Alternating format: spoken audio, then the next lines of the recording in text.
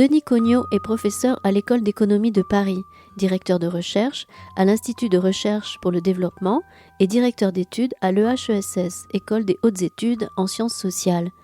Mercredi 22 février 2023, Denis Cognot présentait à la librairie Ombre Blanche son livre « Un empire bon marché, histoire et économie politique de la colonisation française, 19e-21e siècle », publié aux éditions du Seuil.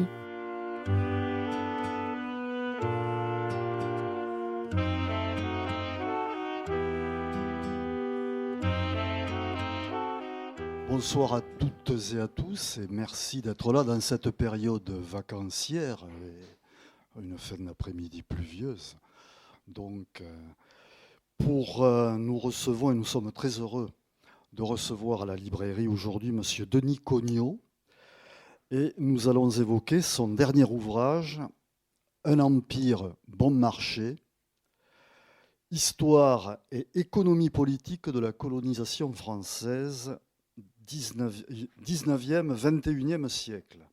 Alors, je rappelle, Denis Cognot, que vous êtes professeur à l'École d'économie de Paris, PSE, directeur de recherche de l'Institut de recherche et de développement, l'IRD, directeur d'études à l'École des hautes études en sciences sociales, donc l'EHESS, et que vous avez publié de nombreux travaux sur les économies africaines notamment, et sur les politiques menées en Afrique depuis les années 80.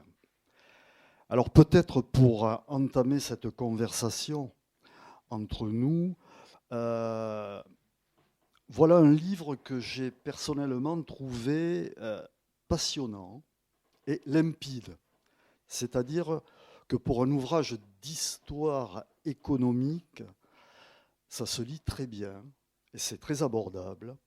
Donc beaucoup d'histoire économique, mais aussi d'histoire de politique économique sur une période dont nous vivons encore aujourd'hui les répercussions. Je pense qu'on aura l'occasion d'y revenir.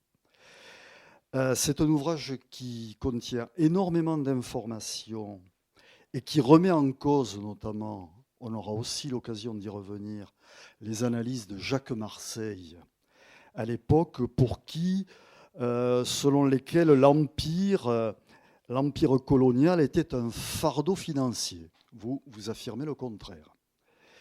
Pour vous, l'empire, je dirais, s'est révélé bon marché, et le capitalisme et les coloniaux se sont, je dirais, accrochés jusqu'au bout pour assurer la présence, en quelque sorte.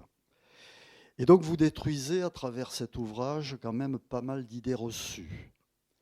La colonisation, dites-vous, n'a pas ou peu alimenté la croissance des métropoles. Ce ne fut pas un fardeau pour le contribuable. Et par ailleurs, elles n'ont pas tiré les colonies vers le haut.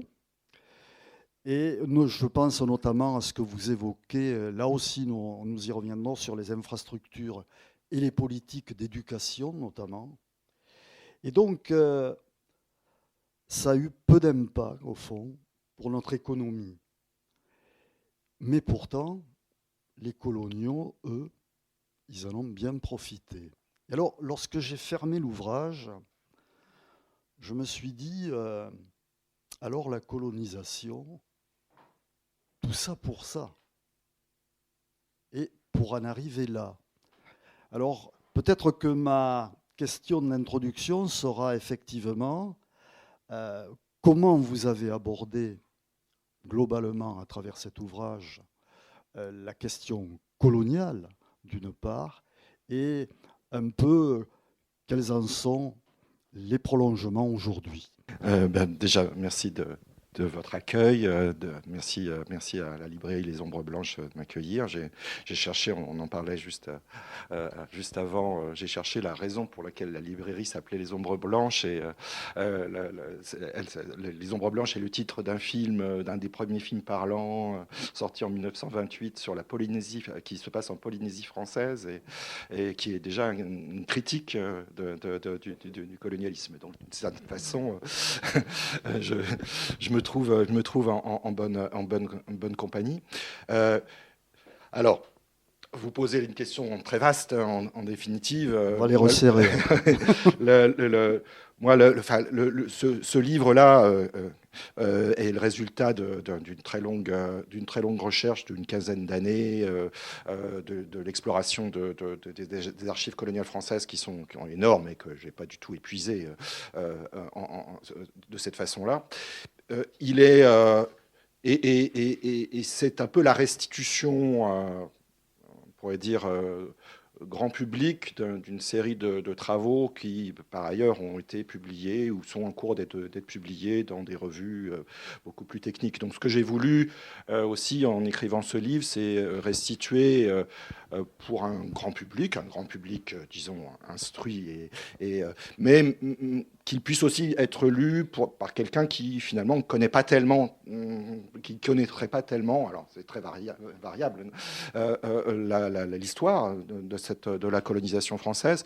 Donc le livre porte sur la colonisation française des 19e et 20e siècles. Je parlais de la Polynésie tout à l'heure. Il ne couvre pas réellement, en réalité, les territoires qui sont à l'heure d'aujourd'hui encore des territoires d'outre-mer ou des départements d'outre-mer, parce qu'il y a un certain nombre d'entre eux ont été colonisés avant, au XVIIIe siècle, d'autres au 19e et au 20e, mais sont encore, comme la Polynésie, des territoires d'outre-mer français. Et donc là, le livre, il parle essentiellement des colonies du 19e et du 20e qui ne sont plus des colonies, qui sont devenues des pays indépendants.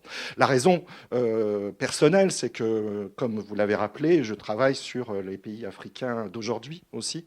Et donc, en fait, ce qui m'a amené aussi à cette recherche d'histoire économique, c'est la première partie de ma vie professionnelle, en réalité, où j'ai beaucoup travaillé sur les politiques économiques. Et comme vous le disiez, c'est un peu le constat que la décolonisation n'est pas encore terminée d'une certaine façon.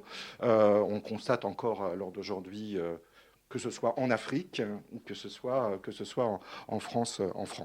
Alors oui, finalement, bon, le thème, vous l'avez rappelé, bon, de l'Empire bon marché, ça consiste effectivement à s'inscrire en contradiction avec une thèse qui a fait autorité pendant très longtemps pour les colonies françaises, la thèse de Jacques Marseille, qui s'intitulait Empire colonial et capitalisme français, histoire d'un divorce, et donc où il raconte effectivement que les colonies ont fini par devenir un fardeau, selon lui, un fardeau financier, et que le capitalisme français n'y a plus trouvé finalement une source de profit à la fin, si bien qu'il y a eu un divorce, il y aurait eu un divorce finalement presque à l'amiable, si on peut dire, parce que et que la décolonisation s'expliquerait pour une partie par cette volonté de divorce partagé, d'une certaine façon.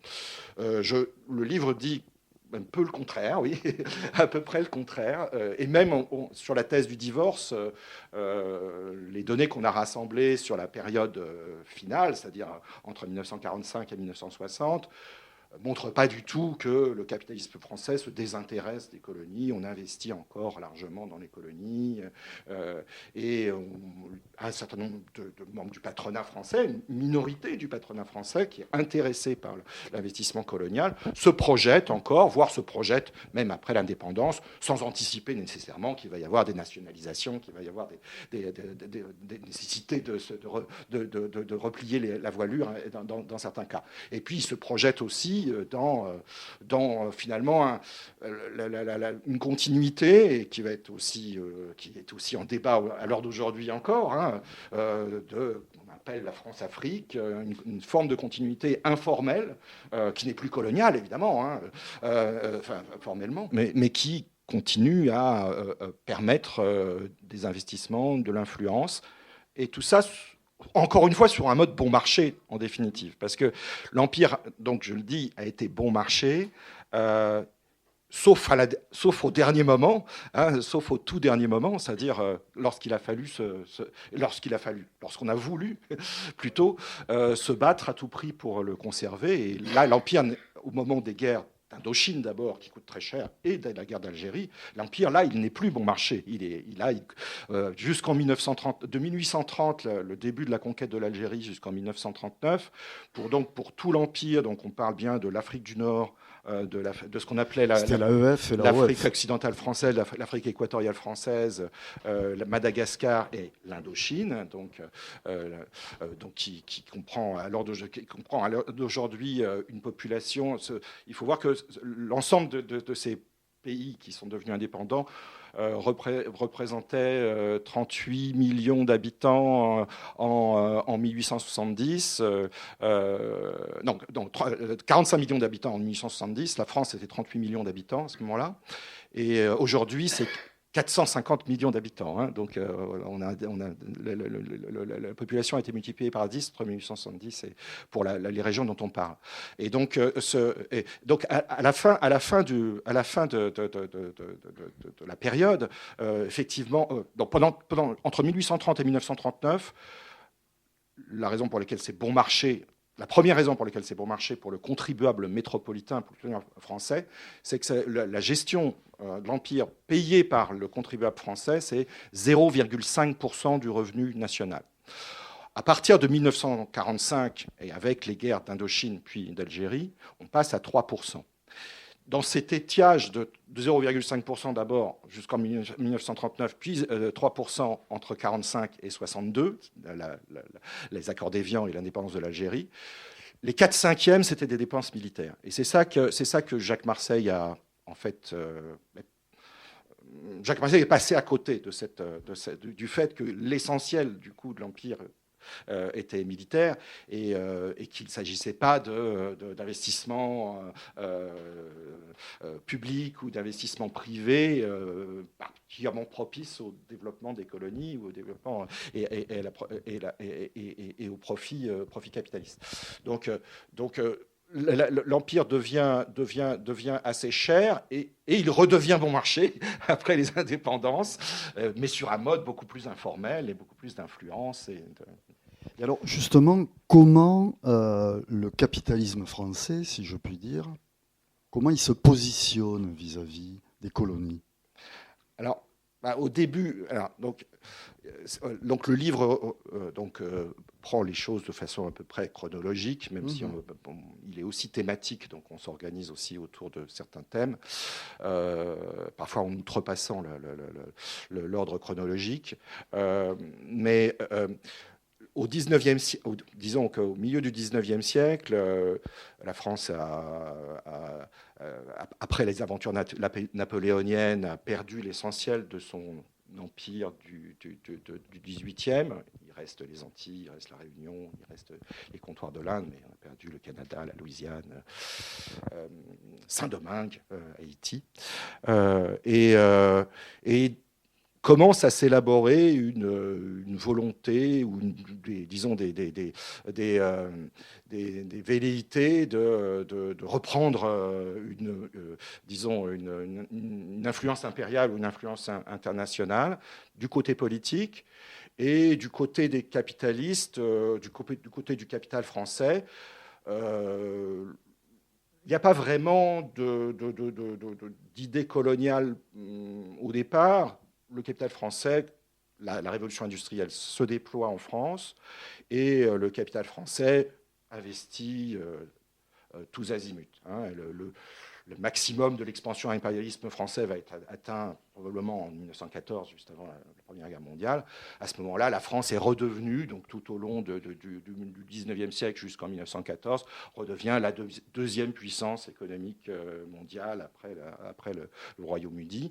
Et donc, dans cette expansion impérialiste, le capital français n'est pas contre, disons, qu'on aille plus loin que juste l'influence impérialiste des investissements en Amérique latine, en Italie, en Espagne, etc., mais qu'avec l'appui de la puissance publique et de l'armée, on force d'une certaine façon l'ouverture de régions qui sont encore assez largement à l'écart du commerce capitaliste international, qui sont des régions plus pauvres encore que les régions dans lesquelles les capitalistes français font des affaires à l'extérieur de France, et ne sont pas opposés.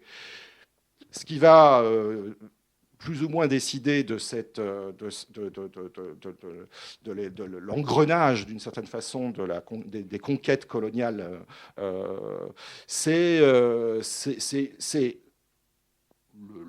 fait que les capitalistes sont tout prêts à aller faire des affaires ailleurs si on leur en donne si on leur ouvre le chemin, d'une certaine façon, et de l'autre côté, que dans l'économie politique européenne, il se passe à peu près la même chose. Chacun se dit, bon, on a maintenant une technologie militaire qui dépasse largement le reste du monde. La révolution industrielle a permis d'avoir des canonnières, des mitrailleuses, etc.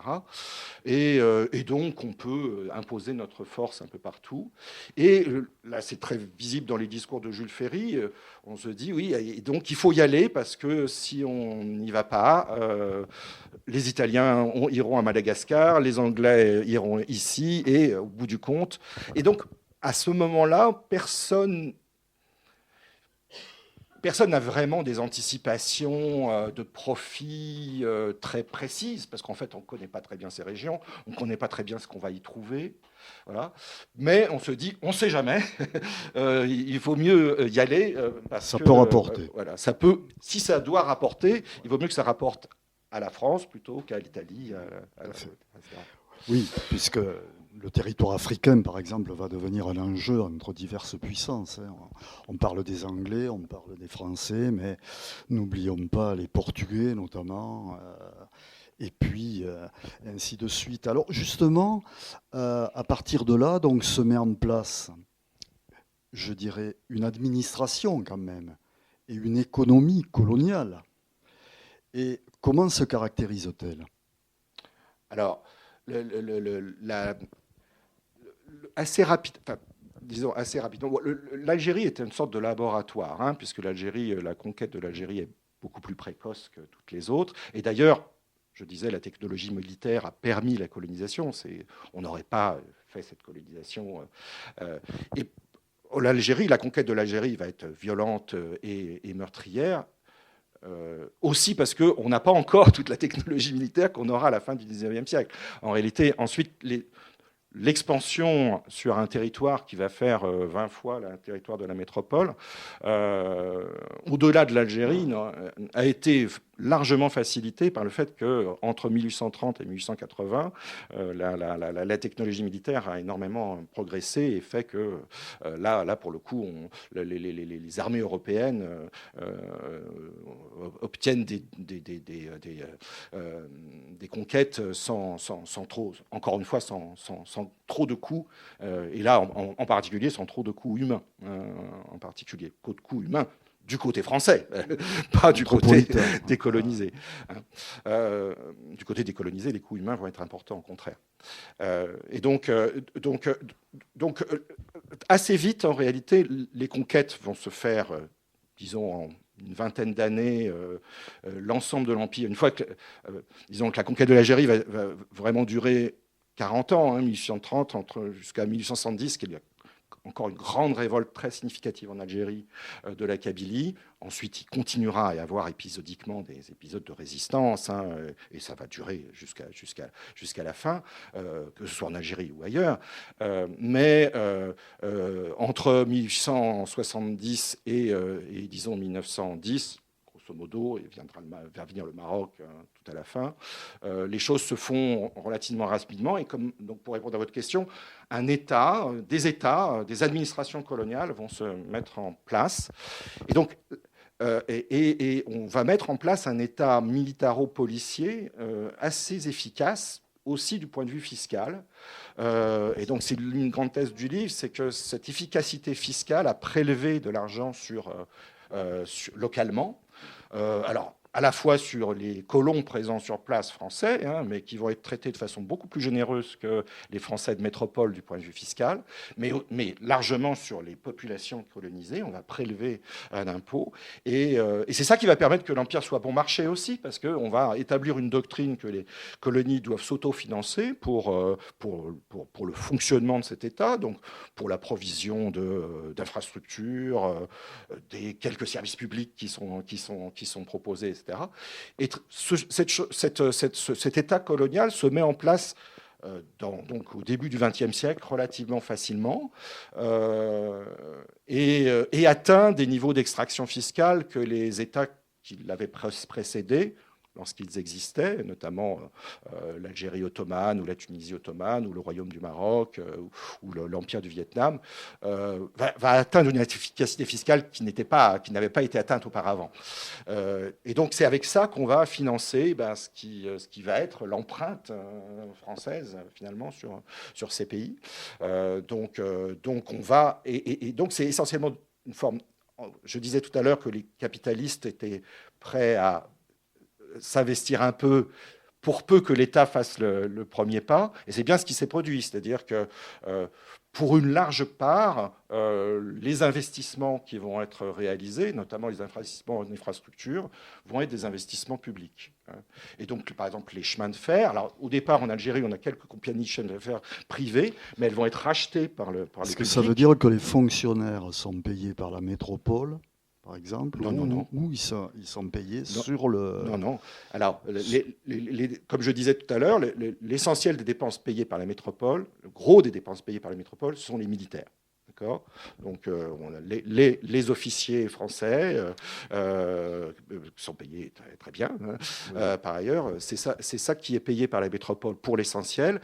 Dans la dernière période, c'est-à-dire après 1945, où l'État va essayer de faire un petit effort de développement économique dans l'espoir, en même temps qu'on mène des guerres, dans l'espoir de convertir les cœurs encore et de conserver l'Empire. Là, il va y avoir un petit peu de dépenses d'infrastructures très significatives, mais sur l'ensemble de la période, l'essentiel de ce qui est payé par le contribuable français, ce sont des dépenses militaires. Et donc, qui assurent le contrôle policier de l'Empire. Pour le reste, les fonctionnaires sur place, qu'ils soient français ou qu'ils soient autochtones, sont payés par les impôts qui sont prélevés sur place. D'accord ? Donc, ces fonctionnaires français sont payés au salaire métropolitain, néanmoins. Donc, ça coûte là, pour le coup, ça coûte cher. Voilà, c'est-à-dire qu'on prélève beaucoup d'impôts, mais au bout du compte, pour transformer cet impôt, on prélève beaucoup d'impôts relativement aux revenus de colonies qui sont pauvres. D'accord ? Donc, on prélève beaucoup d'impôts, on pressure beaucoup, d'une certaine façon, des économies qui sont pauvres, mais avec ça, on paye des salaires très élevés à des fonctionnaires français qui sont payés au standard métropolitain d'abord, de base, mais ensuite qui reçoivent aussi des suppléments coloniaux très importants. En Algérie, c'est ce qu'on appelle le tiers colonial, donc c'est 30% de plus. Et dans les autres colonies hors Maghreb, c'est 70% jusqu'en 1945. Donc le supplément, les salaires sont augmentés de 70%, plus beaucoup de bonus. Voilà. Donc, et les fonctionnaires locaux, qui sont recrutés, qui sont une petite minorité de la population. Minoritaires. C'est une petite minorité de la population. Ils ne sont pas toujours minoritaires dans la fonction publique. Ils sont minoritaires dans la fonction publique des colonies dites de peuplement, c'est-à-dire les colonies d'Afrique du Nord, mais ils sont la majorité des fonctionnaires, des petits fonctionnaires jusqu'à éventuellement instituteurs, mais pas inspecteurs d'académie, disons. Voilà. Les inspecteurs d'académie sont français, voilà. Et donc, ça va être la majorité. Dans les autres, en Indochine ou en Afrique subsaharienne, la majorité sont des fonctionnaires locaux. Et eux aussi sont relativement aux revenus moyens de la population autochtone, sont aussi relativement bien payés. Et ils vont constituer une sorte de petite bourgeoisie qui va ensuite prendre le pouvoir à l'indépendance. D'accord. Donc, si ces colonies, comme vous dites, sont bon marché, je veux dire, alors, est-ce qu'on peut distinguer quand même dans l'Empire je dirais, diverses façons de fonctionner. Je veux dire, je pense d'un côté au Maghreb, puis en dessous l'AEF et l'AOF. Et est-ce qu'on a un peu une situation similaire, par exemple, en Indochine? Est-ce que tout ça se ressemble ou est-ce qu'il y a quand même des disparités? Il y a des différences. Le point de départ du livre, c'est que quand même, il y a des similitudes. Et donc, je veux dire, enfin, le parti pris, c'est de présenter l'ensemble des colonies. Donc, les données qu'on a rassemblées pendant 15 ans couvrent l'ensemble de la période, l'ensemble de ces colonies, du point de vue de fonctionnement des États, d'un côté, du capital, donc des firmes qui fonctionnent sur place, des entreprises dites coloniales qui fonctionnent sur place, etc., etc. Donc on couvre tout, mais on peut aussi faire des comparaisons. Grâce à ça, on peut faire des comparaisons. Le parti pris, c'est de dire, bon, l'Algérie est une exception évidente compte tenu de la longueur de la colonisation, compte tenu de la façon dont les choses se sont passées, parce que ça a commencé tôt, et je disais, la guerre de conquête a été beaucoup plus douloureuse, etc. La guerre de libération ou d'indépendance, comme on le sait, elle a été aussi particulièrement douloureuse des deux côtés. Hein, et donc l'Algérie fait toujours un peu exception, mais le parti pris quand même, c'est de dire qu'il y a quand même des ressemblances aussi. Et d'une certaine façon, l'Algérie a servi de temps en temps de champ d'expérimentation anticipé, et aussi parfois de contre-modèle, parce que parfois on a dit on ne va pas refaire, vu les choses qui ne se passent pas très très très bien en Algérie, mais maintenant c'est un peu trop tard, parce que les colons en Algérie, on leur a délégué un peu le pouvoir, et donc c'est difficile de revenir en arrière. On va essayer de faire différemment en Tunisie et au Maroc. Donc il va y avoir des différences qui sont des différences volontaires. Hein. D'une certaine façon, le protectorat de Tunisie ou le protectorat au Maroc sont des différences institutionnelles qui sont quasi volontaire, c'est-à-dire qu'on se dit on ne va pas refaire exactement la même chose, on ne va pas donner le pouvoir aux colons, on va essayer d'avoir que la métropole ait un peu plus de contrôle. Donc il y a des différences, mais il y a aussi de grandes similitudes. Tout ce que j'ai dit jusqu'alors, hein, dans le coût minime de l'Empire bon marché, l'Algérie a quand même coûté la moitié, mais donc l'Algérie a toujours une position un peu particulière. Hein. Elle a coûté plus cher que le reste, etc. Mais au bout du compte, je pense que ce que je dis sur un État militaro-policier, l'extraction fiscale, la façon dont sont payés les fonctionnaires, finalement, alors donc à cause de ce coût important, on va avoir en fait pour l'impôt qu'on prélève sur place, il va pas produire beaucoup de fonctionnaires parce que ces fonctionnaires sont si bien payés que la masse salariale est très importante du côté des salaires, mais du coup on peut pas avoir beaucoup de fonctionnaires, donc on va avoir 6 à 10 fois plus selon les périodes, moins de fonctionnaires par habitant dans les colonies que l'on a en France. Et même si on prend à une époque, après la Seconde Guerre mondiale, il y a eu tout un mouvement en France dit cartiériste, du nom d'un journaliste qui s'appelait Raymond Cartier, qui disait « Mais arrêtons de financer ces plutôt colonies. Que le Zambèze. Il faut, voilà, on dit la Corrèze plutôt que le Zambèze, pour la rime, parce que le Zambèze n'a jamais été colonisé par la France. Et quand on regarde ce qu'on a fait, ce qu'on a regardé, si on compare non plus la France métropolitaine avec les colonies, mais la Corrèze, ou même la Corse, ou même la Creuse, ou même la Bretagne, des départements qui étaient plus défavorisés, plus déshérités que la moyenne française, on s'aperçoit que malgré tout, la Corrèze, la Creuse et la Corse ont reçu plus d'investissements et ont eu plus de fonctionnaires par habitant que les colonies. Donc les colonies sont vraiment le parent pauvre de l'investissement français. Et au bout du compte, la justification donnée au XIXe siècle de la conquête coloniale était la justification morale était celle d'une mission civilisatrice, hein, je mets des guillemets évidemment, parce que je ne prends pas pour moi-même cet adjectif.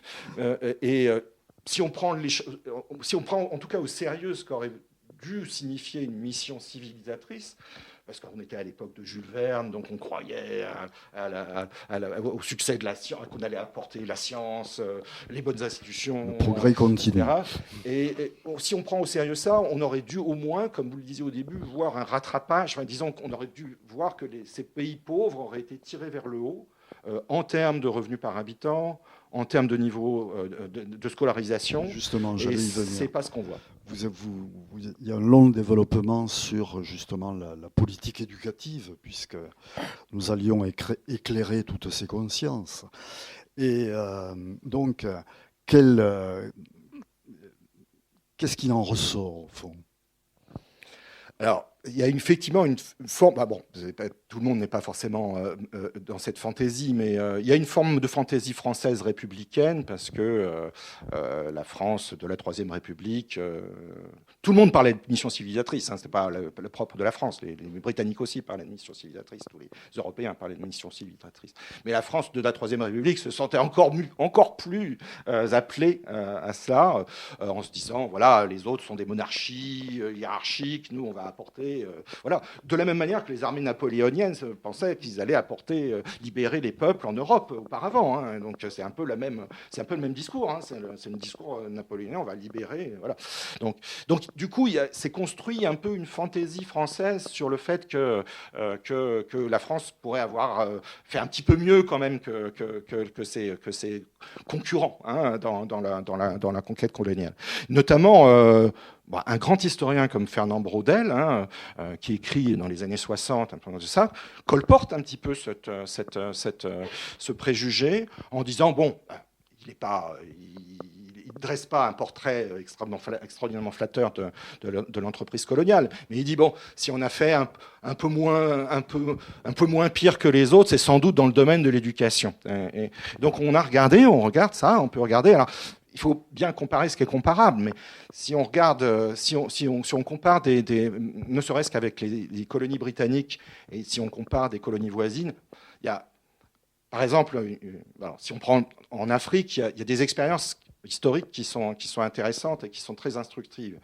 Il y a deux colonies allemandes, le Cameroun d'un côté et le Togo, ça s'appelle Togoland à l'époque en 1914, vont d'Afrique, ces deux colonies, il y en a d'autres, des colonies allemandes, mais ces deux colonies-là vont être perdues par l'Allemagne à la suite de la défaite de la Première Guerre mondiale et vont être partagées, donc coupées en deux, et enfin, pas tout à fait en deux, mais disons partagées en deux parts non égales, mais entre les Britanniques et les Français. Les Français prenant la plus grosse part dans les deux cas. Et donc il va y avoir un Cameroun britannique, un Cameroun français, avec une ligne d'un coup qu'on a tracée, qui correspond plus ou moins à la façon dont les troupes sont rentrées à l'intérieur des colonies allemandes et on les ont conquises. Et puis donc pareil au Togo comme au Cameroun. Et donc à ce moment-là, ces deux colonies qui étaient auparavant exposées à politiques allemandes, hein, d'une certaine façon, se trouvent ces deux parties-là qui sont très similaires. Hein, au départ, d'abord, elles ont eu le même colonisateur jusqu'en 1914. D'autre part, elles sont anthropologiquement similaires. C'est des lignes qui sont largement arbitraires. Et tout d'un coup, elles se trouvent exposées à une politique britannique, une politique française. Et là, du point de vue éducatif, on voit une divergence. Et cette divergence n'est pas du tout à l'avantage des Français. Pas du tout à l'avantage des Français. Alors, ça peut paraître surprenant, mais je ne veux pas du tout faire un plaidoyer anti-laïcité, mais dans le contexte qui est celui-là à l'époque, la France a déjà fait la séparation des églises et de l'État, et elle est assez réticente à l'action missionnaire. Alors que de l'autre côté, les Britanniques, eux, choisissent une politique. Ils disent on n'a pas d'énormes moyens à investir dans l'éducation. On va donner champ libre aux missionnaires protestants et on va même les subventionner. Donc on va avoir une sorte d'enseignement privé confessionnel subventionné alors que les Français sont très réticents à ça. Et ça va faire que l'enseignement primaire du côté britannique va se développer beaucoup plus rapidement que du côté français. Et donc, au bout du compte, en termes de scolarisation, au moins jusqu'en 1945, on est très largement à la traîne. Enfin, les colonies françaises d'Afrique subsaharienne sont très largement à la traîne. Pour prendre... il va y avoir... tout ça n'est pas complètement mécanique. Par exemple, il ne va pas y avoir de rattrapage du côté Togo français, mais du côté du Cameroun français, il va y avoir... En fait, les Français vont se dire, oui, en fait, les Britanniques, ils n'ont pas forcément tort. Et après 1945, on va finalement subventionner aussi des écoles missionnaires. Et il va y avoir un rattrapage de la partie française du Cameroun en termes éducatifs. Mais en tout cas, au bout du compte, le bilan, c'est que la France n'a pas particulièrement fait mieux. Si on regarde en Asie du Sud-Est, là, on peut comparer le Vietnam français, colonisé par la France, avec l'Indonésie néerlandaise, avec la Malaisie britannique, avec le Taïwan japonais à l'époque, donc même le colonisateur japonais, les Philippines colonisées par les Américains, par les États-Unis. Si on fait la comparaison n'est encore pas spécialement avantageuse pour la France. Elle est en fait pas du tout avantageuse pour aucun des colonisateurs européens. Les Japonais et les Américains, pour des raisons différentes, font mieux, ne serait-ce que du point de vue éducatif, mais aussi du point de vue de l'industrialisation dans le cas japonais. Donc voilà, ces comparaisons-là sont importantes aussi parce que le bilan global, on peut toujours trouver des choses où la France est un petit peu mieux là. Le bilan global, c'est que la France n'a fait ni tellement pire, ni tellement mieux que les autres colonisateurs européens. En fait, là encore, il y a quand même ce qui domine, c'est beaucoup de similitudes, en définitive. Moi, je pense que l'Empire était bon marché pour tout le monde. Enfin, l'Empire pour les Britanniques aussi, même si le livre ne porte pas directement sur ne couvre pas tout l'Empire britannique, mais je pense que c'est le cas aussi. On a plein d'indications que c'est le cas aussi. Et donc, les similitudes l'emportent et les différences sont plutôt de second ordre ou de second rang. Voilà. Justement, on évoquait l'Empire anglais. Alors, parce que ce qu'on entend souvent ou ce qu'on lit souvent, c'est qu'au fond, quand on regarde le constat aujourd'hui, beaucoup écrivent ou disent « Ah ben les Anglais se sont mieux débrouillés que nous ». Qu'en est-il au juste?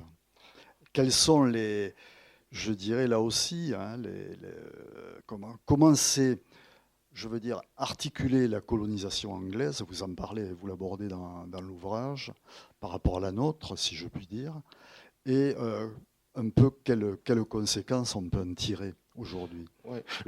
Je dirais que là, encore une fois, les similitudes dominent quand même. Si on revient au début, l'impérialisme britannique versus l'impérialisme français, ce sont les deux plus grandes puissances au début du XXe siècle, une puissance impérialiste. Pour elles, l'empire colonial stricto sensu, c'est-à-dire les pays occupés directement, c'est seulement 1/10 du capital qui investit à l'étranger et à l'extérieur. Donc l'empire, par rapport à l'impérialisme en général, c'est-à-dire les investissements, comme je disais tout à l'heure, en Amérique latine, en Autriche, en Hongrie ou ailleurs, ou en Russie, on a les emprunts russes en France qui vont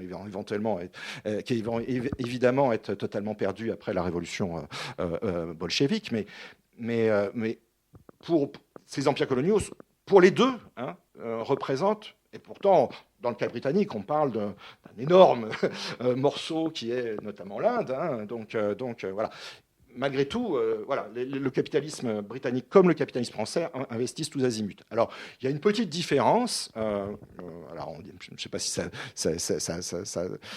veut dire qu'ils s'en sont mieux sortis, etc. Il y a une petite différence, c'est que dans les investissements globaux, dans les colonies, pour le coup, en France, c'est à peu près 2/3 d'investissement public et 1/3 d'investissement privé.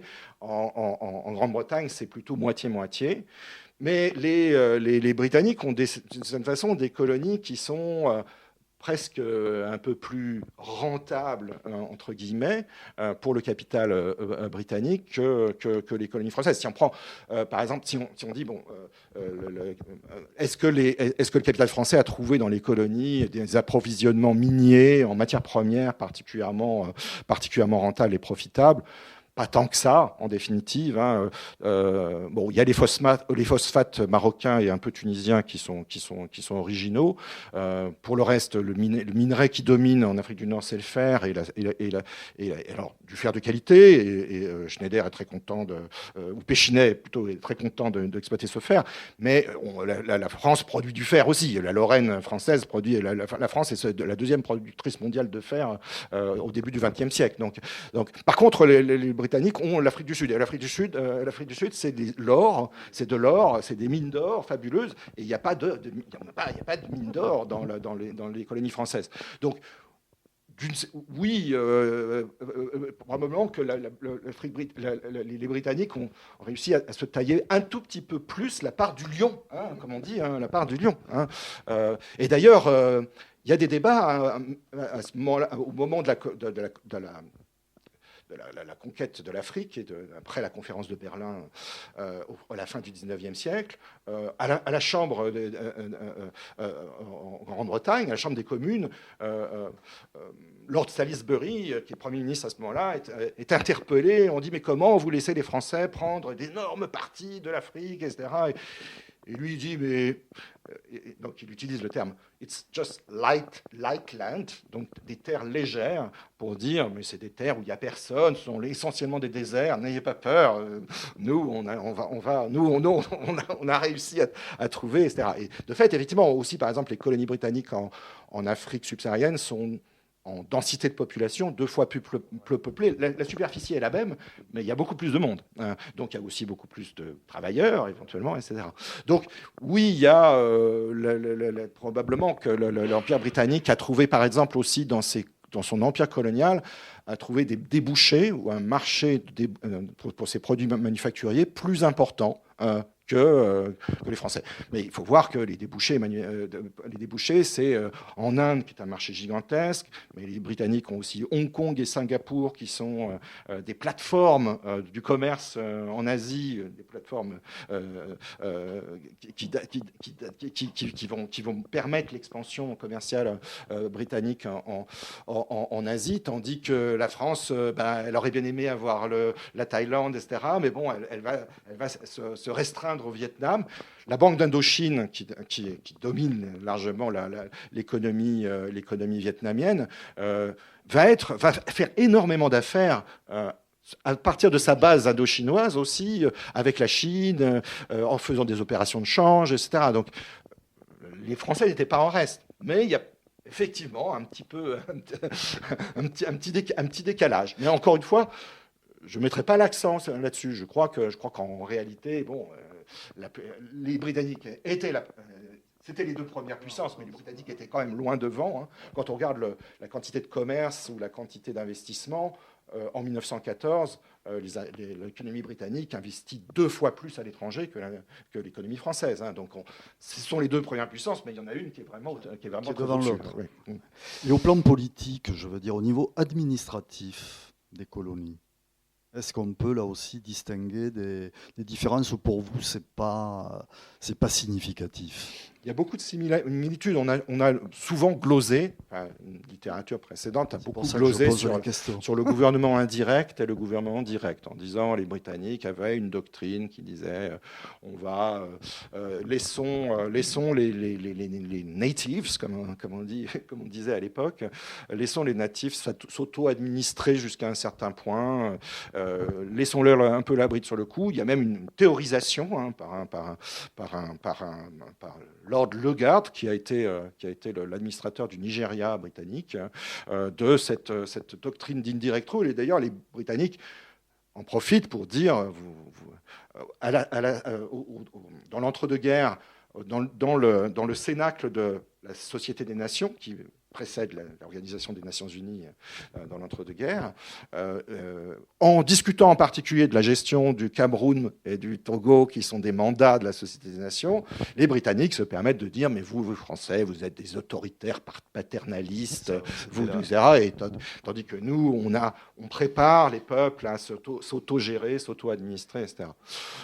Et les Français disent « mais c'est du French bashing, vous faites ça, mais en fait, vous n'avez aucun objectif objectif de les élever ou de les instruire, etc., etc. Donc il y a tout un débat là-dessus. En réalité, quand on regarde, d'abord, l'indirect rule britannique a été, le gouvernement direct a été à géométrie variable très largement, a surtout concerné les endroits qui étaient particulièrement plus peuplés, qui avaient des structures précoloniales étatiques plus importantes, ce qui existait beaucoup moins dans le cas français. Enfin, l'équivalent, c'est peut-être les protectorats, donc Tunisie, le Maroc sont des protectorats, jusqu'à un certain point. L'Annam ou le Tonkin sont des protectorats formellement. Il y a un empereur qui est laissé en place. Donc il y a des administrations qui sont doublées, même si c'est l'administration française qui donne ses ordres, hein, mais malgré tout, il y a la préservation d'une administration parallèle dans le cas là, ce qui n'est pas du tout le cas en Algérie, hein, ce qui n'est pas du tout le cas à d'autres endroits des colonies, enfin dans d'autres colonies françaises. Donc, il y a, au bout du compte, d'un côté, les Britanniques font de l'indirect rule à géométrie variable, et de l'autre côté, les Français, en réalité, font du gouvernement indirect dans la plupart des cas, parce qu'ils sont bien obligés, on est bien obligé pour gouverner des pays qui sont très, très, très, très importants, lorsqu'il n'y a pas une quantité importante de colons, comme en Algérie, en Tunisie ou au Maroc, de se reposer sur des autorités locales qui vont être des chefs. Mais même au Maghreb, on va se reposer sur les caïds, on va se reposer sur des autorités locales qui sont suffisamment coopératives. Celles qui ne sont pas, on les met en prison ou on les déporte. Mais celles qui veulent être coopératives, eh ben, on les intègre dans un appareil de gestion à la fois militaro-policier et aussi fiscal. Les chefs en Afrique sont utilisés comme percepteurs. Hein. Le dernier percepteur, en définitive, ce sont des chefs africains à qui on dit l'impôt de capitation, il faut le prélever, etc. Et les chefs sont récompensés ou rémunérés sur cet impôt de capitation, c'est-à-dire qu'ils ont ce qu'on appelait une récompense, ils prennent une part sur l'impôt, voilà, c'est un mécanisme incitatif, on prend une part. Voilà. Donc, du gouvernement indirect, il y en a eu des deux côtés, et les différences ne sont pas à exagérer, voilà, d'un côté. Alors après, on trouve d'autres différences qui sont parfois pas tellement perçues, mais à l'époque coloniale, les codes du mariage côté Grande-Bretagne étaient des codes du mariage qui reposaient sur la séparation de biens. Donc en France, quand on se marie civilement, si on ne précise pas, on est sur le régime de la communauté de biens, et c'était le cas aussi en France. Et les codes du mariage qui vont être transposés dans les colonies vont être ceux-là. D'accord. Et à l'heure d'aujourd'hui encore, en Afrique, on a cette différence entre les colonies britanniques et les colonies françaises. Et une chercheuse canadienne qui a étudié les différences à la frontière entre les colonies britanniques et les colonies françaises. Donc, ça peut être à la frontière du Togo et du Ghana, à la frontière du Nigeria et du Cameroun, etc. etc. Mais il y a d'autres frontières, Sénégal, Gambie, etc. Voit que la position de négociation des femmes du côté français, à cause de ces codes de travail qui finalement font du code du mariage, pardon, pas du travail, code du mariage qui font que il y a une communauté réduite aux acquêts, mais une communauté de biens, font que les femmes sont en meilleure position parce que au moment du divorce, elles sont sûres de récupérer une partie des biens accumulés, etc., etc. Donc la position, et au bout du compte, cette chercheuse canadienne dit qu'il y a même moins de sida d'un côté, de l'épidémie de sida d'un côté de l'autre, parce que les femmes sont, grâce à ce code du mariage qui leur est un peu plus favorable, plus à même de refuser des relations sexuelles avec un mari qui couche un peu partout et qui risque de leur ramener le virus. Donc, encore une fois, des différences qui peuvent aller dans un sens ou dans l'autre, mais qui ne sont pas des différences, quand on regarde quantitativement, là je dis une différence qualitative, mais ces différences ne sont pas gigantesques, hein, c'est des petites différences. Hein, Alors, on va faire un saut dans le temps, on va arriver à la période, je dirais, des guerres d'indépendance. et des critiques qui vont être mises en avant. Je me rappelle de textes de Frantz Fanon ou de Samir Amin à une époque, donc, qui dénonçaient donc, effectivement les effets néfastes, évidemment, et qui appelaient donc comment vont se situer, je dirais, comment ça va se passer au niveau des élites locales par rapport à cette situation. Alors, on a une situation. Bon, les indépendances vont se dérouler de façon très très variée selon les cas, mais ça, je pense, c'est un peu plus connu. Donc, on a des guerres, dans des transitions un peu plus pacifiques, même s'il ne faut pas. Enfin, bien sûr, on a retenu le traumatisme de la guerre d'Algérie, même éventuellement un peu à un degré moindre, celui de la guerre d'Indochine, mais il y a aussi une guerre un peu cachée au Cameroun, qui a été récemment mise en lumière. Un peu partout, il y a des troubles. Un peu partout, il y a des syndicats qui manifestent. Un peu partout, voilà. Et la transition du Maroc et de la Tunisie ne se passe pas si bien. On met les gens en prison, etc. Donc, ensuite, donc, au définitif, au dernier moment, on essaie, notamment en Afrique subsaharienne, donc en Afrique de l'Ouest, en Afrique équatoriale et même à Madagascar, à négocier une sorte de ce qu'on appelle une union française. Donc la France a le projet de conserver son statut de grande puissance en étant un peu l'alma mater ou le protecteur de territoires qui auraient beaucoup d'autonomie, mais pas une autonomie totale, dont la France s'occuperait encore de la défense nationale, par exemple. Et donc voilà, cette négociation, elle va se faire avec des élites que jusqu'à présent on avait mis un peu de côté, parce que c'était les élites instruites, relativement plus occidentalisées, d'une certaine façon, que les élites un peu conservatrices, comme les chefs dont je parlais tout à l'heure, sur lesquels on s'appuyait. Et on les avait mis de côté parce qu'elles étaient des trublions. C'était des gens qui disaient, et qui en particulier disaient, vous êtes la République française, liberté, alors égalité, fraternité. Quand est-ce que ça arrive, hein? On aimerait bien avoir les droits politiques ont été bloqués de façon. Il y a eu les concessions qui ont été faites en faveur en particulier de ces élites qui réclament un peu plus de participation au gouvernement de leur territoire. Il y a eu quelques concessions après la Première Guerre mondiale parce qu'il y avait une dette d'honneur avec les soldats colonisés qui avaient participé à la guerre. Donc Clemenceau, à ce moment-là, qui fait partie probablement des hommes politiques français qui ont été les plus anticolonialistes à cette époque-là, dit oui, bon, on va quand même un petit peu concéder quelque chose, mais l'opposition des colons et des Français sur place fait que ces concessions vont être très très très limitées. Dès qu'on cherche un peu à avancer, il y a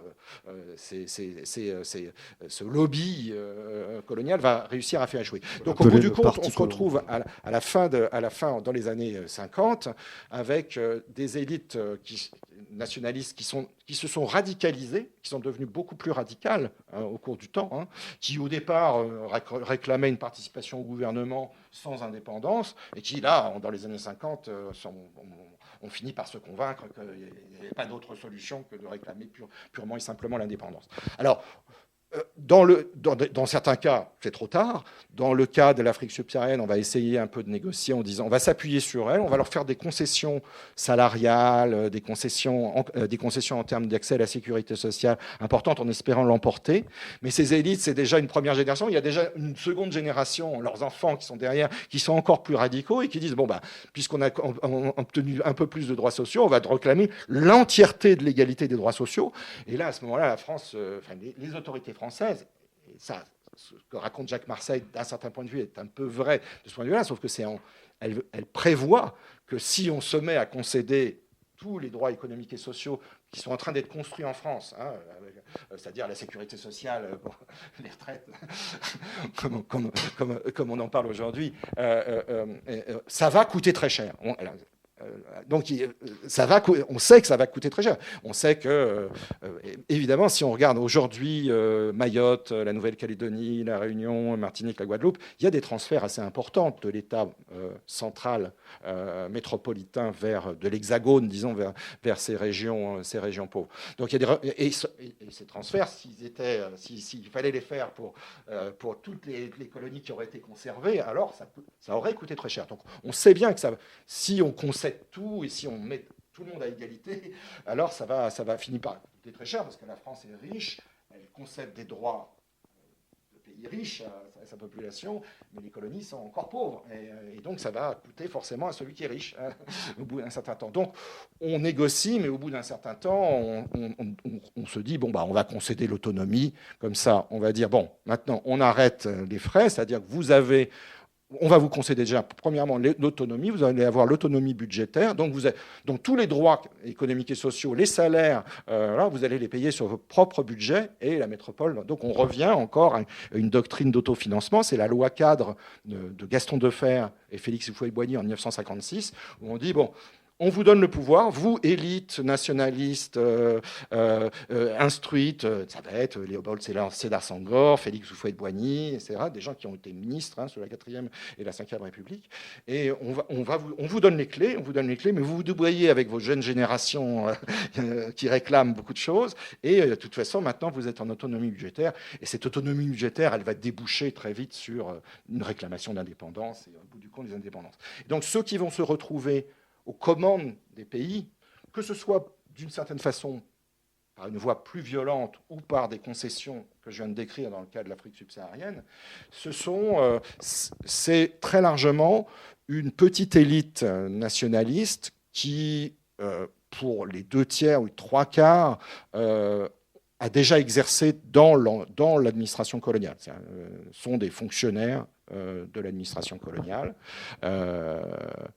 à qui on a fait des concessions tardivement, et qui vont reprendre l'État colonial tel qu'il est.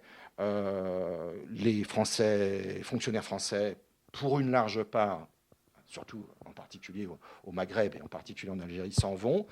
Et les États qui vont se mettre en place, je dirais, vont reconduire, c'est une des thèses du livre, vont reconduire des structures qui sont les structures de l'État colonial, au moins 2 caractéristiques autoritaires, parce que les États coloniaux étaient évidemment autoritaires et militaro-policières.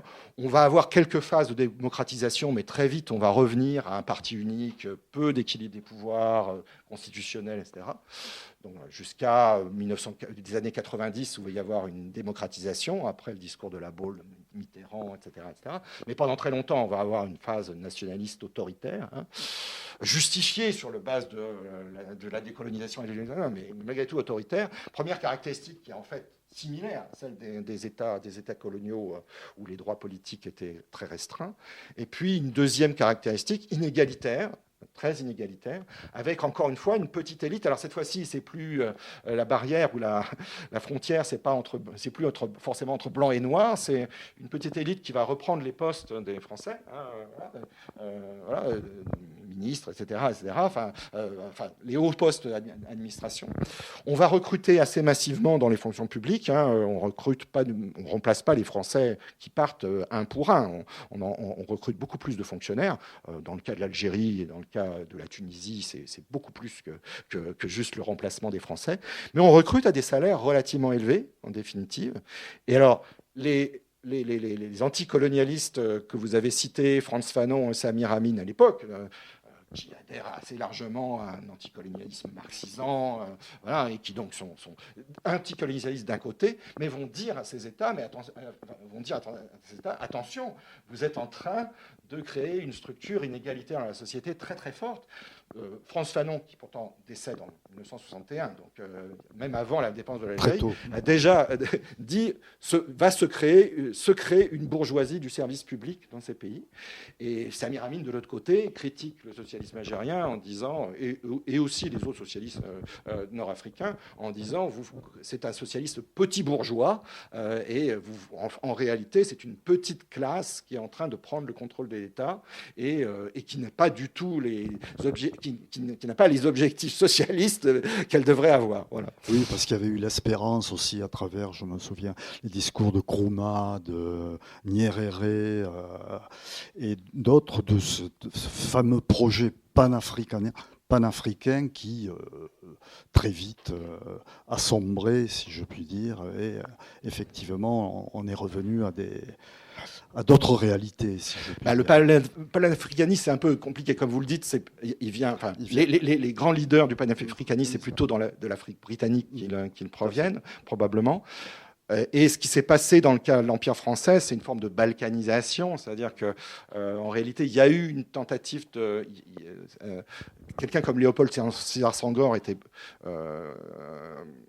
disons, celui qui défendait le plus l'idée qu'on conserve les fédérations, c'est-à-dire que l'Afrique occidentale française, qui était une fédération de pays ou de colonies à l'époque, mais qui aurait pu devenir une fédération de pays, aurait été préservée. Alors, elle est démantelée en 1958. En fait, la loi cadre de faire déjà préempter le démantèlement des fédérations, et donc la crainte de Léopold Sédar Senghor, ça résonne un peu avec le panafricanisme. L'Union du Maghreb arabe, pareil, va échouer. Donc, toutes les tentatives d'intégration régionale, de créer des plus gros blocs, alors pas forcément panafricain au sens où on mettrait en ce moment, on mettrait déjà les anciennes colonies britanniques avec les anciennes colonies françaises pour créer une grande fédération. Mais même les fédérations au sein de l'Afrique française et même les fédérations au sein de l'Afrique britannique, parce qu'il y a les mêmes discours et les mêmes volontés, vont toutes échouer, vont toutes largement échouer. Ces nationalismes autoritaires, en réalité, se satisfont bien sont plutôt mieux d'être maîtresses en leur domaine, aussi petit soit-il, aussi aussi pauvre soit le pays. Elles préfèrent être maîtresses en leur domaine que mutualiser, etc. Et les rivalités très fortes entre les leaders nationalistes, etc., vont faire éclater toutes les tentatives d'avoir. Et la crainte de Léopold Sédar Senghor se réalise, c'est-à-dire que sa crainte, c'est que les pays africains soient trop petits pour pouvoir peser suffisamment dans l'économie politique internationale, et que donc, au bout du compte, ils soient plongés dans le grand bain de l'économie mondiale sans avoir aucune arme pour se défendre, et sans pouvoir négocier en particulier éventuellement une association avec l'Union européenne qui soit plus équilibrée, etc. Donc tout ça, effectivement, va un petit peu échouer. On a aujourd'hui la renaissance de mouvements panafricanistes. Tout à fait.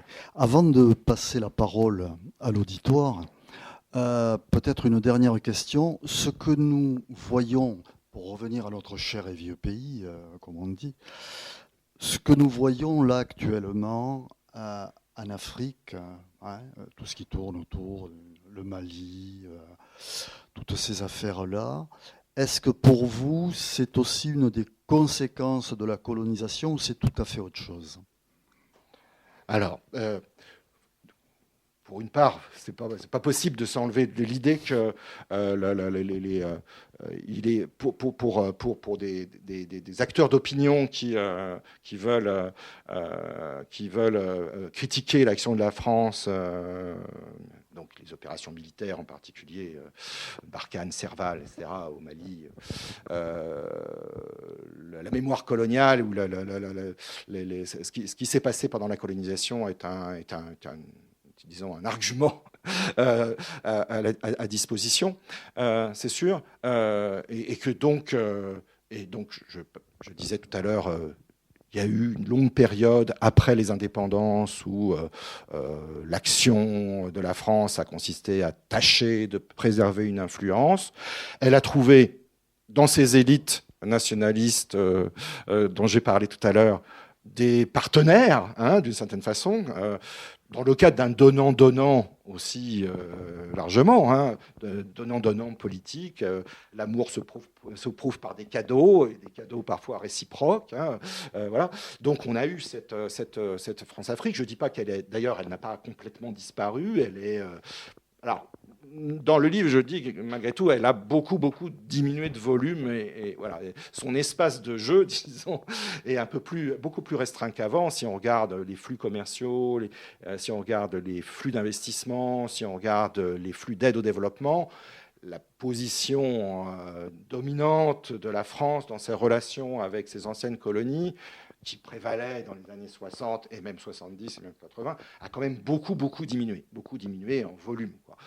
La relation migratoire est évidemment beaucoup plus importante qu'elle n'était dans les années 60, mais c'est une autre relation, elle n'a émergé qu'après la colonisation, c'était là, très largement, à part dans le cas de l'Algérie.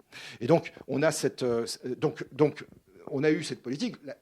La page de la France-Afrique est-elle définitivement tournée ? Ce n'est pas tout à fait clair. Si on regarde ne serait-ce que les données, on regarde l'investissement, même, je disais, ça a beaucoup diminué, mais malgré tout encore, même là, pour le coup, si on fait aussi une comparaison franco-britannique, les Britanniques sont-ils plus présents, jusqu'à quel point sont-ils présents du point de vue commercial dans leurs colonies, etc. La France est toujours un peu au-dessus, toujours un petit peu de tropisme plus important. Voilà.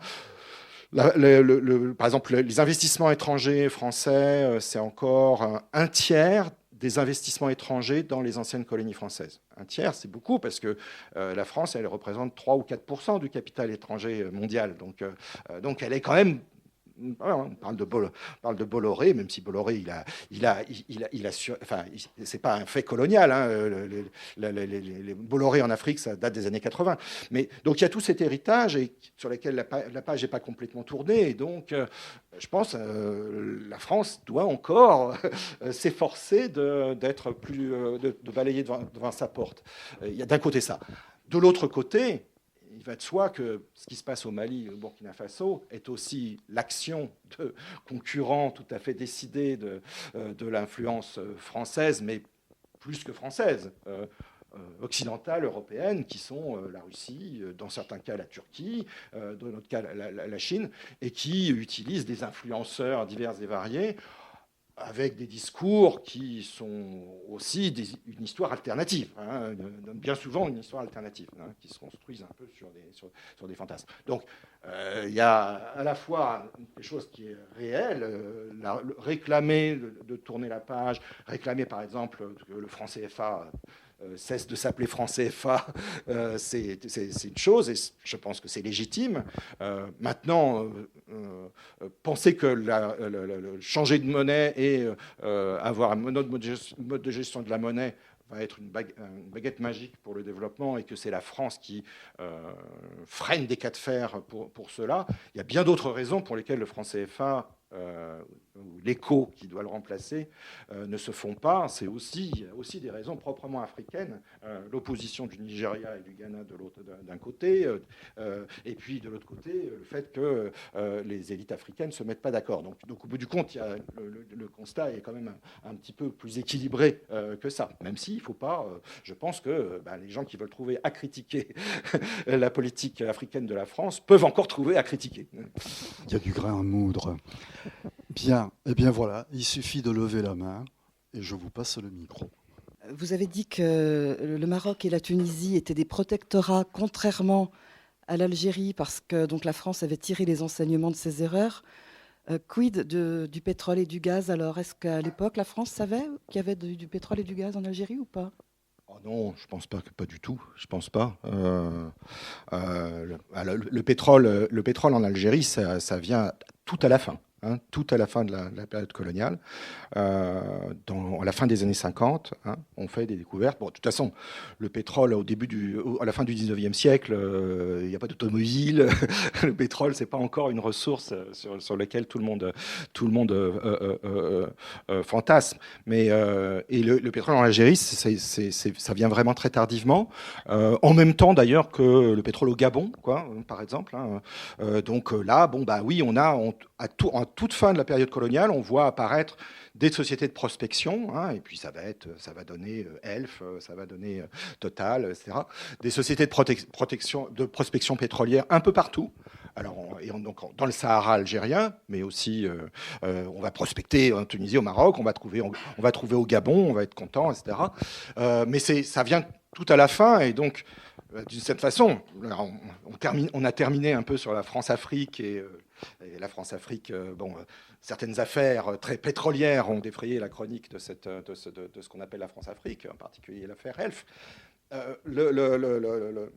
C'est plutôt... Finalement, le pétrole, c'est plutôt une affaire post-coloniale, enfin post-indépendance. Ce qui va permettre, notamment à l'État algérien indépendant, de ne pas s'écrouler au moment où le million de pieds noirs s'en va d'Algérie, etc. Moi, je m'étais attendu à trouver que la désorganisation créée, le fait qu'aussi que les pieds noirs représentaient 50% du revenu de l'Algérie à l'époque, aurait dû créer un trou massif dans les finances publiques, ne serait-ce que dans les finances publiques. On perd l'argent les impôts prélevés sur les pieds noirs qui s'en vont tout d'un coup, ce qu'on n'avait pas non plus anticipé d'ailleurs, du tout. Voilà. Mais le pétrole arrive, et le pétrole va en fait largement combler le problème de finances publiques algérien, si bien qu'en fait on a un petit trou d'air, dans les finances publiques algériennes, mais très vite l'État algérien peut, comme j'ai dit tout à l'heure, recruter beaucoup de fonctionnaires et beaucoup de militaires aussi. On va recruter énormément de militaires, on va payer aux Moudjahidines des pensions de retraite très, très, très importantes, etc. L'Algérie est vraiment le cas de la construction d'un État militaire, la première armée d'Afrique pendant très longtemps. Maintenant, le Maroc commence à essayer de lui faire concurrence de ce point de vue-là. Et donc, le pétrole, personne ne savait... on a commencé à s'en préoccuper dans l'après-guerre, donc dans l'après-Seconde Guerre mondiale, et il a fallu prospecter, il a fallu trouver. Je ne sais pas si je vais offenser le corps des mines en France en disant ça, mais les Français étaient assez en retard du point de vue de la prospection minière en général par rapport aux Britanniques en général en Afrique. Et ça, c'est toujours un peu une caractéristique qui reste. C'est une caractéristique un peu de second ordre. Là, encore une fois, c'est toujours de second ordre. C'est des petites différences. Mais malgré tout, oui, c'est vrai. On dit, les Britanniques disent, c'est toujours le commerce avant le drapeau pour les Britanniques, et les Français, c'est toujours plutôt le drapeau avant le commerce. Et donc, la prospection minière aussi, voilà, il y a des diamants en Sierra Leone, on n'a pas trouvé de diamants, mais peut-être qu'il y en a, en Guinée, à côté, je ne sais pas, mais peut-être qu'il y en a. Je voulais vous poser une question sur le commerce, le drapeau, justement. En fait, vous parlez de l'Empire français, qui est un empire bon marché, mais c'est un empire qui, quelque part, profite. Et du coup, à qui il profite quelle articulation à qui il profite, dans le sens où est-ce que il profite à certains secteurs du capitalisme français, ou est-ce qu'il profite aussi à secteur de l'administration ou de l'armée, en fait voilà. Oui, c'est un truc sur lequel on n'a pas tellement parlé, mais oui, c'est important parce que, effectivement, dans la thèse de Jacques Marseille aussi, il y a l'idée que les taux de profit ont beaucoup baissé, etc. Et donc, il construit beaucoup de choses à partir d'une analyse des balances des paiements, donc des flux des flux financiers, et éventuellement de retours sur capitaux, d'une certaine façon. Y a-t-il des retours sur capitaux, etc. Lui, parce qu'il fait une erreur comptable à partir des dépenses militaires, il voit surtout des flux qui vont de la France vers les colonies. Et une fois qu'on a rétabli ces erreurs comptables, on voit des flux qui reviennent. Et les flux sont plutôt dans ce sens-là. Ces flux sont en proportion du PIB français, du revenu français, national français, sont pas énormes. Donc quand on dit, il y a des gens, donc comme vous dites, il y a des profits, des retours sur investissement, d'une certaine façon. Ces flux donc, qui vont des colonies vers la France, c'est composite. Donc, comme vous dites, il y a plusieurs catégories là-dedans. Il va y avoir les retraites des fonctionnaires qui ont officié dans les colonies et qui ont été instituteurs ou inspecteurs d'académie en Côte d'Ivoire et qui prennent leur retraite sur la Côte d'Azur ou ailleurs. Et c'est les États coloniaux qui payent les retraites des fonctionnaires coloniaux, déjà. Donc, il y a déjà ce flux-là qui revient. Ce n'est pas le flux majoritaire, probablement pas le flux majoritaire, mais il y a effectivement ce flux-là. Il y a l'épargne des expatriés. Là, aujourd'hui, on dirait qu'ils font du franc CFA, mais l'épargne des expatriés français, même non fonctionnaires, qui s'achètent leur maison. Parce que, comme je disais tout à l'heure, ils sont très bien payés, donc qui s'achètent leur maison aussi en France. Donc là, l'épargne, rapatriement. Et puis, il y a les rapatriements de bénéfices, les paiements de dividendes, le dividende des sociétés établies sur place, et les rapatriements de bénéfices éventuels.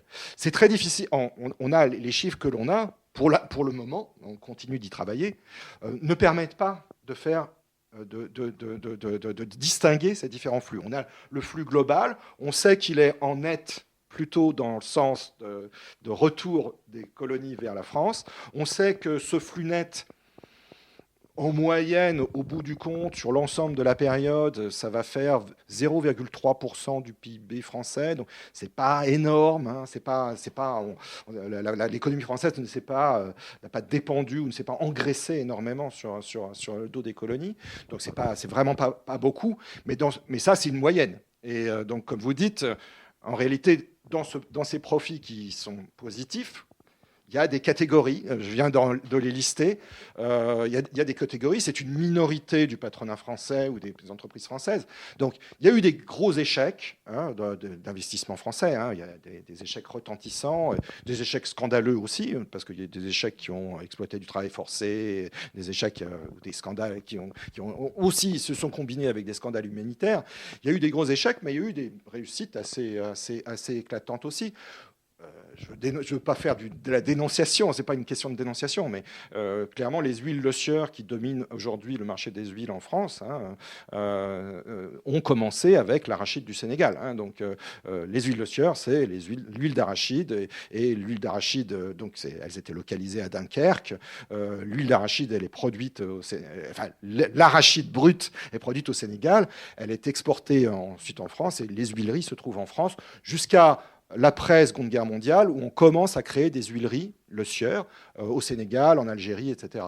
Donc là, il y a un petit peu d'investissement, mais pendant longtemps. Donc il y a une partie, des entreprises, il y a des entreprises qui ont été vraiment spécialisées dans le commerce colonial, des entreprises pas tellement toulousaines, je crois, mais plutôt marseillaises, plutôt bordelaises en général, mais dunkerquoise, pourquoi pas aussi, dans le cas de Le Sieur. Donc c'est une minorité du capital français. En même temps, quand on regarde les biographies des patrons français, etc., qui se sont spécialisés dans les colonies, ils n'ont rien de particulièrement, ils n'ont pas des origines sociales particulièrement différentes, il se trouve que, mais c'est une minorité, et donc, oui, on peut penser, moi, je pense que ce que vous disiez, tout ça pour ça, tout à l'heure, mais dans le tout ça pour ça, je pense que ce qu'on peut... La façon de rationaliser un peu les choses, comment elles sont passées, c'est qu'au tout début, un petit lobby colonial, à la fois de politique, mais aussi d'hommes d'affaires, se sont convaincus que ça pourrait valoir le coup d'essayer de... Voilà. Pendant très longtemps, ils se sont ensuite plaints que la majorité du capitalisme français n'était pas très intéressée, etc., etc. Ils ont toujours vitupéré contre ça. Mais au bout du compte, c'est instauré un petit monde colonial avec des hommes d'affaires, des patrons, des fonctionnaires qui ont accéléré leur carrière. Alors là, du côté des fonctionnaires, par exemple, on voit par exemple que si on compare les gouverneurs des colonies avec les préfets en France, ils ont un peu la même autorité, de cette façon. Et ben les gouverneurs des colonies, c'est des gens qui sont d'origine plus modeste et qui vont réussir à accélérer, à faire de la mobilité sociale ascendante grâce aux colonies. En fait, beaucoup des colons français sont des gens qui vont faire une mobilité sociale ascendante, accélérer leur mobilité sociale, qu'ils n'auraient pas pu, dans des conditions qu'ils n'auraient pas pu connaître s'ils étaient restés en France. Donc il y a un peu une forme de revanche sociale. C'est pour ça aussi qu'ils sont très vigilants à ne pas franchir, à ne pas partager avec le reste des colonisés qui sont présents avec eux. Donc il y a toute cette dynamique sociologique un petit peu. Donc il y a des catégories un peu particulières. Les patrons, c'est pas sûr, mais les fonctionnaires, c'est des gens qui sont plutôt souvent d'origine un tout petit peu plus modeste que les préfets, etc., etc. Et donc ce sont les petites minorités, et ce monde colonial. Ensuite, après les lobbies vont disparaître, mais une fois que les mondes coloniaux sont instaurés, ça coûte pas cher. Donc la métropole en entend peu parler. Il y a des missions d'inspection, des choses comme ça, mais il y a tant qu'il n'y a pas de guerre, de grande crise jusqu'aux guerres, hein, évidemment, de la faim. l'empire colonial fait peu de bruit, fait pas beaucoup de bruit, et ce petit monde avec des gens qui en profitent, est un peu figé aussi. Il n'y a pas beaucoup d'évolution des droits politiques, il n'y a pas beaucoup, rien, tout est figé. Au moment où la France se démocratise, en termes de démocratie politique, mais en termes de démocratie sociale, il ne se passe rien. Dans les colonies, on reste dans une espèce d'ancien régime, si on veut, jusqu'à la fin, quasiment jusqu'à la fin. Et ce petit monde a réussi à préserver ses avantages. Et quand arrivent les indépendances, c'est clair qu'ils ont peur de tout perdre. Tout le monde a peur, les gens ont peur vraiment de tout perdre, ce qu'ils avaient conservé vraiment de façon acharnée. Voilà. Et donc, oui, il y a des catégories, je ne dis pas tous les colons d'Algérie d'ailleurs, très clairement, Albert Camus ou Germaine Tillon refusent même le terme de colon pour l'ensemble des pieds noirs d'Algérie. Ils disent non, attendez, ce qu'on appelle des colons, c'est des gens, c'est des gros, c'est des gros propriétaires fonciers, c'est des gros, voilà. Et donc effectivement, il y a des pieds noirs qui sont ouvriers dans l'industrie.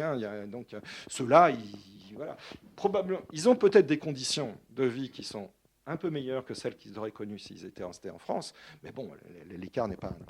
Donc il y a des catégories qui ont bénéficié, et donc pour elles, c'est pas 0,3% de leurs revenus, c'est beaucoup plus de leurs revenus. Notre question, au fond de la classe, si je puis dire. Alors, bonsoir. J'ai un paquet de questions, donc je ne sais pas si j'ai le temps. Voilà. Alors, le premier paquet, ça concernerait le futur. On parle de dette climatique, on pourrait parler de dette coloniale. Alors, j'ai beaucoup aimé votre référence à Toulouse, Bordeaux et Marseille, parce que la dette coloniale est un peu différente et nous sommes moins endettés en ce sens.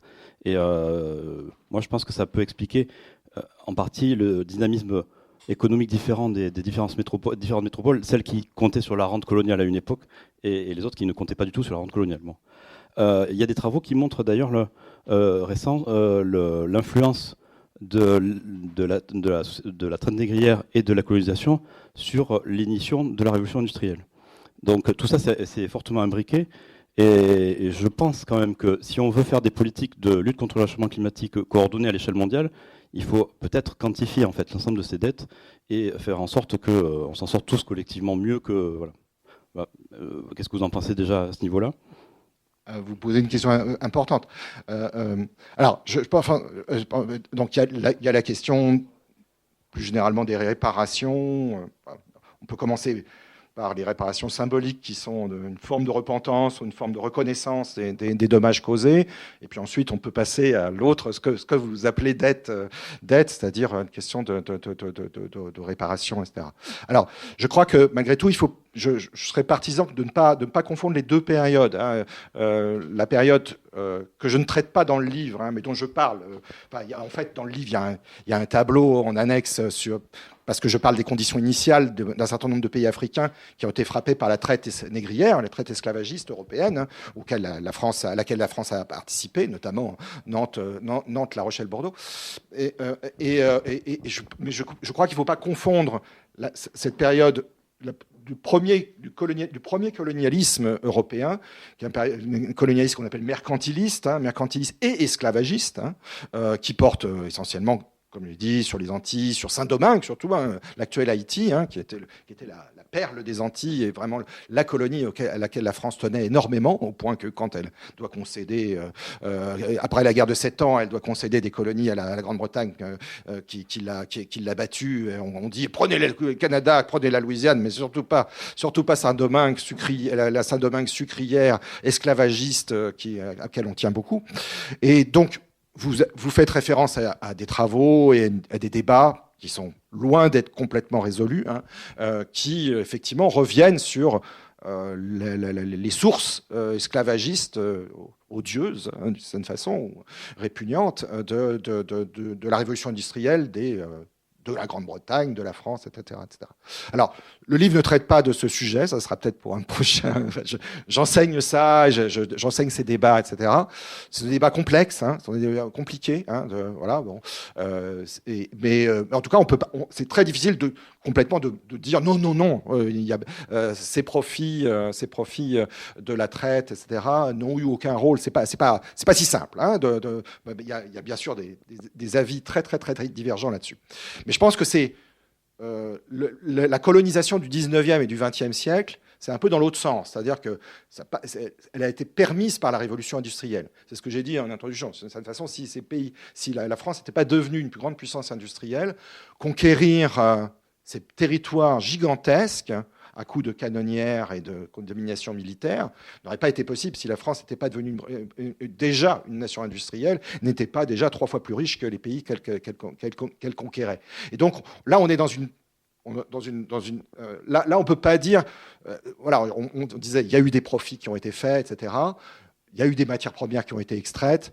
Moi, je dis, elles n'étaient pas absolument cruciales ni essentielles. On aurait pu se débrouiller sans.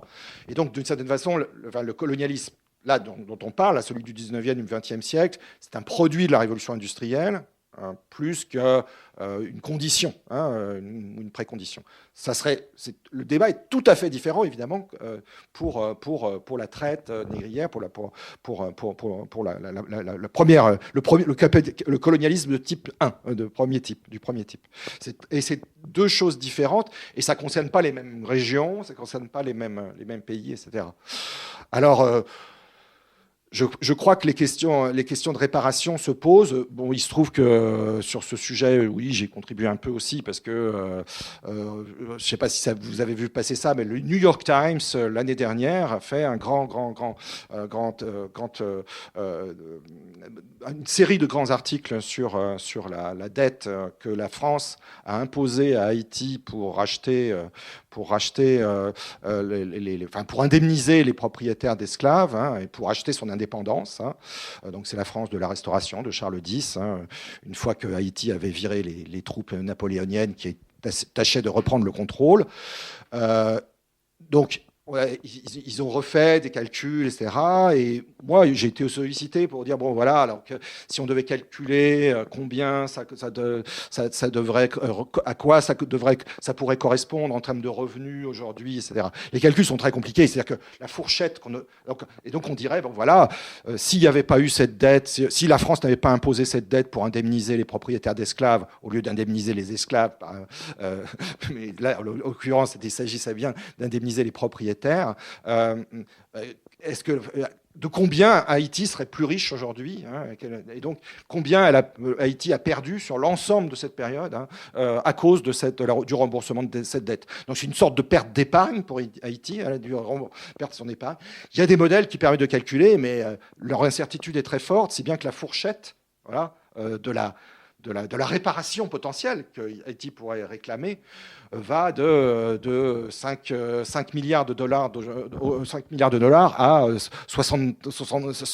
dollars. Donc, bon, il y a une incertitude. Voilà.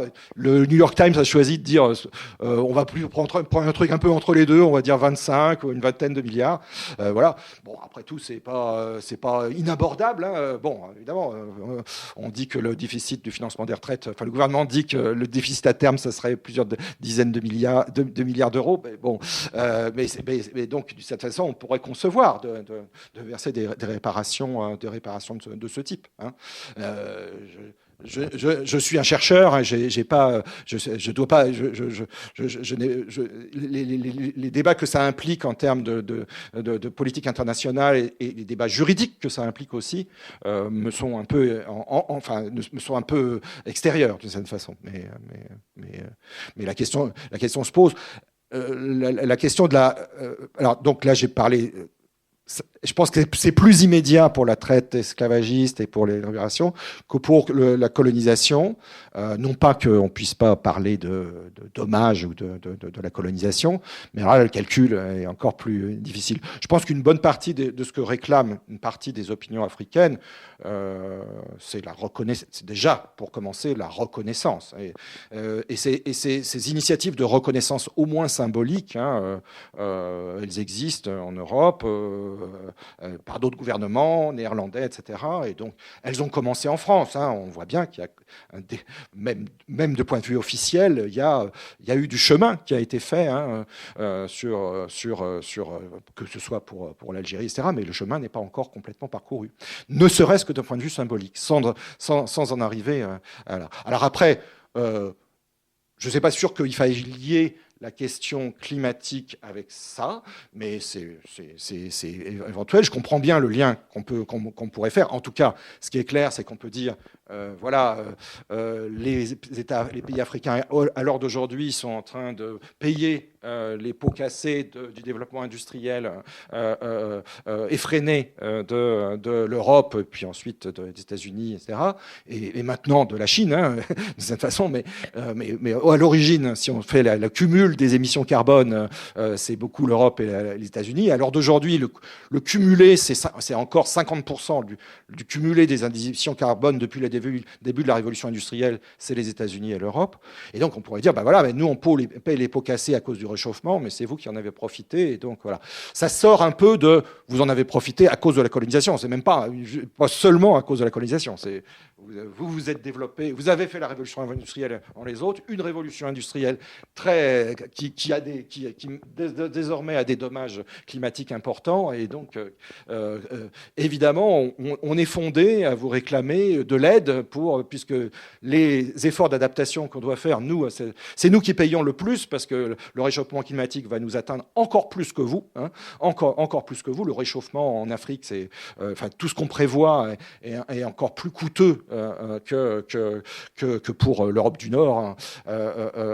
Et donc, il y a effectivement une négociation. Est-ce qu'elle doit être associée avec la réparation coloniale ?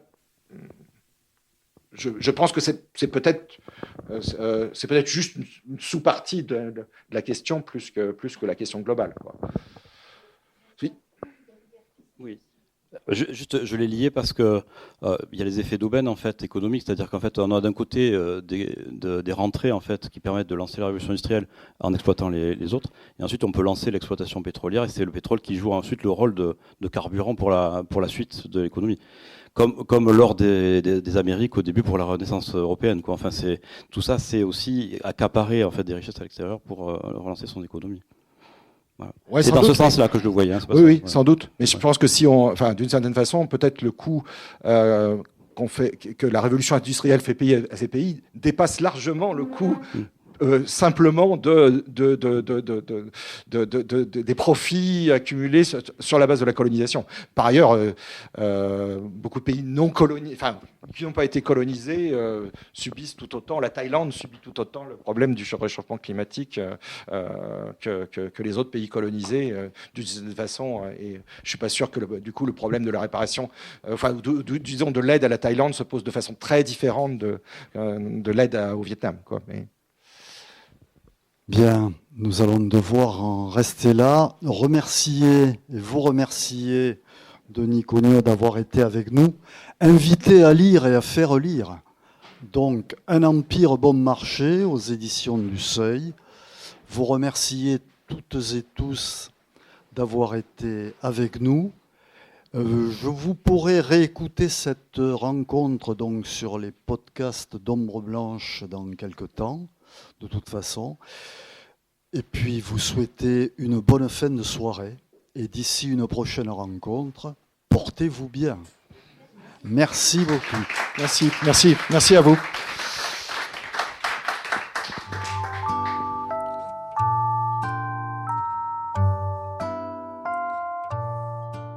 Il s'agissait d'une rencontre enregistrée le 22 février 2023 à la librairie Ombre Blanche avec Denis Cognot, auteur de l'ouvrage « Un empire bon marché, histoire et économie politique de la colonisation française, 19e, 21e siècle, édition du Seuil », réalisé et mise en onde par Radio Radio.